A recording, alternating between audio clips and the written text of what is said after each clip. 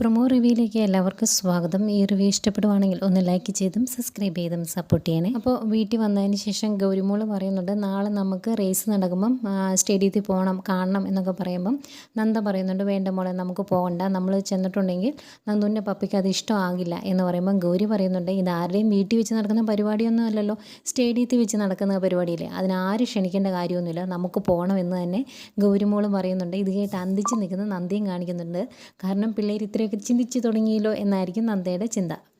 പിന്നെ കാണിക്കുന്നത് നമ്മുടെ ഗൗതത്തെയാണ്. ഗൗതത്തിനെ ഇഷ്ടപ്പെട്ടില്ല പിങ്കി നന്ദയുടെ അടുത്തേക്ക് മോനെ കൊണ്ടുപോയതും അവിടെ വെച്ച് കാര്യങ്ങൾ ട്രെയിൻ ചെയ്യിപ്പിച്ചതൊന്നും ഇഷ്ടപ്പെട്ടില്ല. അതുകൊണ്ട് തന്നെ ഗൗതം വീട്ടിലെ എല്ലാവരും ഇരിക്കുമ്പം പറയുന്നുണ്ട്, അവന് മനോബലം ഉണ്ടെങ്കിൽ അവൻ റേസിൽ പങ്കെടുക്കുകയും ജയിക്കുകയും ചെയ്താൽ മതി, അല്ലാതെ നന്ദയുടെ ഔദാര്യം കൊണ്ട് അവൻ ജയിക്കേണ്ട എന്നിങ്ങനെ പറയുമ്പോഴേക്കും നന്ദുമോന് ദേഷ്യം വരുന്നുണ്ട്. ഞാൻ ഒരു റേസിലും പങ്കെടുക്കുന്നില്ല എന്ന് പറഞ്ഞ് തലയിൽ വെച്ചിരുന്ന ഒരു തൊപ്പിയൊക്കെ ഉണ്ട്, അതൊക്കെ എടുത്ത് വലിച്ചെറിഞ്ഞിട്ട് നന്ദുമോൻ അങ്ങോട്ട് പോവുകയാണ്. വീട്ടിലുള്ള എല്ലാവർക്കും, ലക്ഷ്മി അടക്കം വല്യമ്മ എല്ലാവരും ഇരിപ്പുണ്ട്, എല്ലാവർക്കും ആകെ വിഷമാവുന്നുണ്ട്.